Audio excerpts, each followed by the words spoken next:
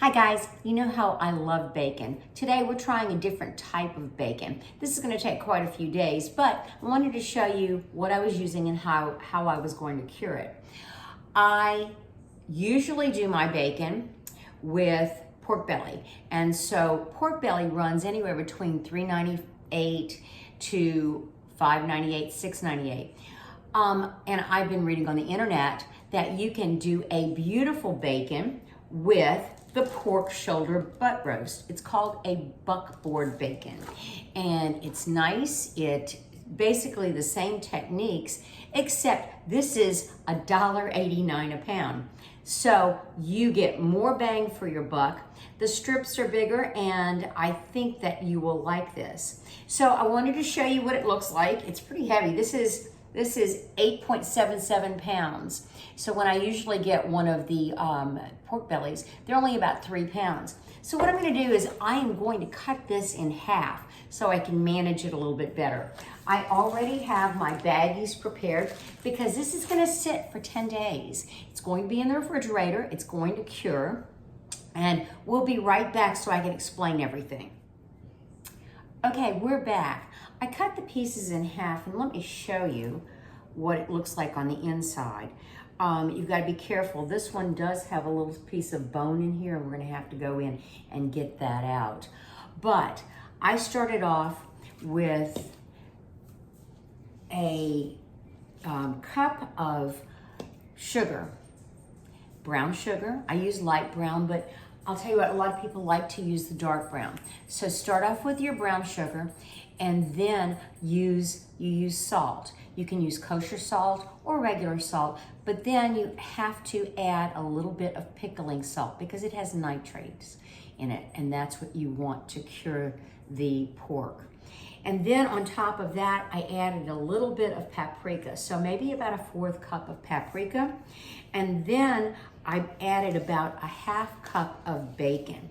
And I'm gonna get this all stirred around, and then I'll add it right into this container right here. So I need to mix that brown sugar in there a little bit more. Now, I like molasses in mine, and we're gonna add the molasses. This is a nice thick molasses that I got at, I believe, Sam's or Costco. I can't remember which one. Okay, you can see this. This is my smoking pan, so it's a little bit ugly, but you're gonna wanna mix that all really well. Now, you start off with your pork, and you make sure you get that pork in there, and you wanna cover it all up, get into the crevices, just like that. There we go. And any little spot where there's a bone or a hole, you want to definitely make sure you get into that. All right.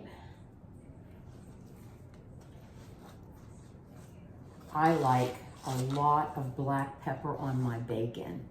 It is so good. And I do other things with my bacon after I cure it and cook it. Well, when I cook it, I also make candied bacon. Susan Bova's recipe, excellent. I don't know how this buckboard bacon is gonna do with being candied though. So we're gonna take this and we're gonna put it right in here. We're gonna go ahead and add a lot of the remaining mixture. So we do the other one, and I'm gonna be right back, and hang on and we'll continue. With this bacon cure, you can use garlic, you can use onions, you can use a variety of different things. This is what I like. Now, I cleaned out this pan that we used a minute ago. I got that small bone out of that other piece of shoulder roast, or butt roast, whichever you'd like to call it. And what we're gonna do now is take the remainder of this and put half of it in here, into this bag. There we go. And then half of it into this bag. Let's even that out a bit. There we go. When I go to prepare the bacon after it's cured those 10 days, I will take the bacon out and I will basically clean it up. I will pat it out, get all the extra cure off of it, and then we will dry it out. Before I started the bacon today, I dried the pork off. I want to make sure that everything touches that pork. All right, now I'm going to add my maple syrup. Some people like to use honey. Some people like to use steamed syrup. It's up to you, but we're gonna go ahead and add this maple syrup. There we go.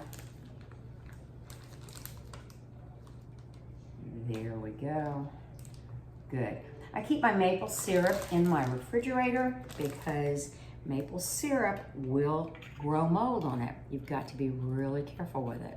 So the last thing you want to do is have pancakes and have a big blob of mold come out, and it will. All right, we've got our baggie. We got to make sure our baggies, our Ziplocs are clean at the top because they will not zip if they're not clean. And we have an issue. So got to make sure that we get that across. The other thing that is real important, you do not want to let your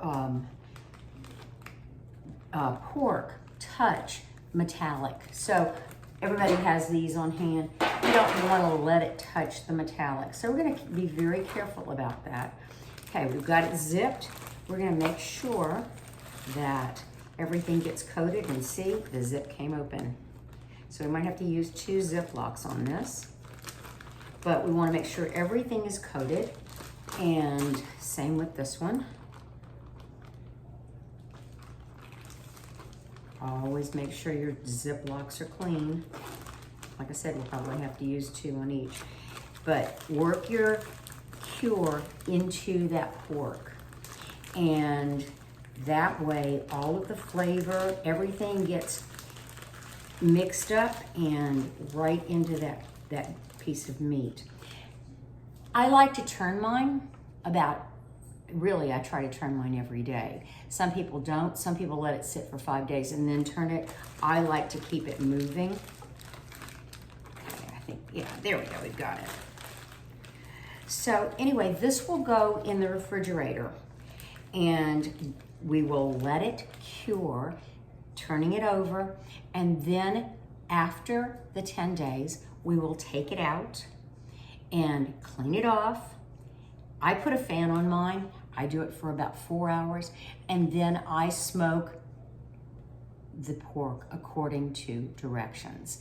And it'll make the best bacon. When I do it with the pork belly, the bacon is phenomenal. It's just a cut above. So anyway, give this a try. It's fun. It's not anything really hard. It's not rocket science. You just have to follow some basic instructions, and you can find an instruction on my, sorry, I can't talk, on jobauser.wordpress.com, and it'll tell you what to do. So anyway, do it and enjoy.